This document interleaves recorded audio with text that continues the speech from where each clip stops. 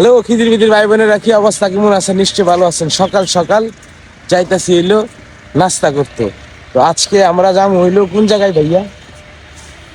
Tanzila hotel and restaurant. Tanjila hotel and রেস্টুরেন্টে। এখানে ভাই অভাবনীয় একটা জিনিস, আপনার এখানে সরিষার তেল দিয়া হোমমেড রান্না করা হয়। আর ঘটনা হয়েছে, আপনারা এই জায়গায় আসলেই বুঝতে পারবেন। অলরেডি চলে আসছি, এই যে তানজিলা হোটেল এন্ড রেস্টুরেন্ট। আজকে এই জায়গায় কি কি খাওয়া দাওয়া হয় আর সেটা আমি অবশ্যই আপনাদের জানাবো। এটা লোকেশন হচ্ছে Sujabad, Shahjahanpur, TMS ayurvedic college and হসপিটালের অপোজিটে। এই যে দেখেন, সিমসাম একটা দোকান, কিন্তু খাবারের কোয়ালিটি অন্যরকম। খাবারের আইটেম গুলো দেখাই, কত রকমের গরম আছে, ভর্তা, খালি ভর্তা ভর্তা। এই এই যে এই যে ছোট মাছ,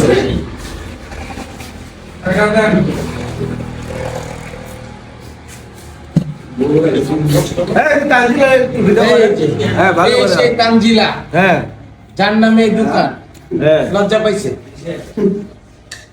যাই হোক, আমরা খাইতে বসবো। আসসালামু আলাইকুম কাকা। ওয়ালাইকুম সালাম কাকা। এই দোকান কতদিন এসে দিচ্ছেন? এই দোকান 1 বছরের বেশি হয়েছে কাকা। 1 বছর? হ্যাঁ, আমার প্রতিটা সরিষার তেলের, আর মনে করেন সকাল থেকে এটা পুরোটা রাত 10টা পর্যন্ত, 11টা পর্যন্ত মনে করেন কি কি আইটেম থাকে সকালে? আমার এখানে থাকে 4-5 রকমের ভর্তা, ছোট মাছ, পাতলা ডাল, আলু ভর্তা, ডিম, মুরগি মাছ থাকে, দুপুরে থাকে রুই মাছ, গোরগোস, আলু ঘাটি, তারপর আপনার বগুড়ার বিখ্যাত আলু ঘাটিও থাকে। হ্যাঁ, বগুড়ার আলু ঘাটি থাকে। এই যে দেখেন, হরেক রকমের ভর্তার আয়োজন। আজকে আমরা যে খামু, এই যে ভর্তাগুলো দেখেন, দেখলেই লোভ লাগবে। আর এই যে এগুলো সব কিন্তু সরষের তেল দিয়া, মানে হৌরার তেল। কেমনে দেয় তবে আমি আপনার মাথায় নষ্ট মামা। মামা আরো ভর্তা আছে? আরে দেন, জি ভর্তা আছে দেন। আরে আমার এটা দেন না, খাইতে না। আচ্ছা, ওকে ওকে। একটা ডিম আমলেট করে দাও। অনেক রকমের ভর্তা, সিম ভর্তা, পটল ভর্তা, আলু ভর্তা, বেগুন ভর্তা আর চাটনি।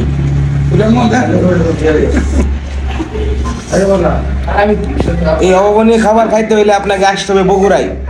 খাওয়া দেখেন, বিসমিল্লাহ করে যখন চাটনিটা লইয়া চাটনি খি, পেঁয়াজ আর কাঁচামরিচ বাইঙ্গা সুন্দর করে সরষের তেল দিয়ে মাহায়া যেটা গরম ভাত দা খাইলে যেটা মজা লাগে, এই চাটনি আমরা কই। আপনারা কি করি আপনারা জানেন, কমেন্টে জানাই দিয়েন। তো বিসমিল্লাহ করে যখন শুরু করে দিলাম, তখন তো বুঝতেই পারতেছেন মেশিন স্টার্ট হয়ে গেছে।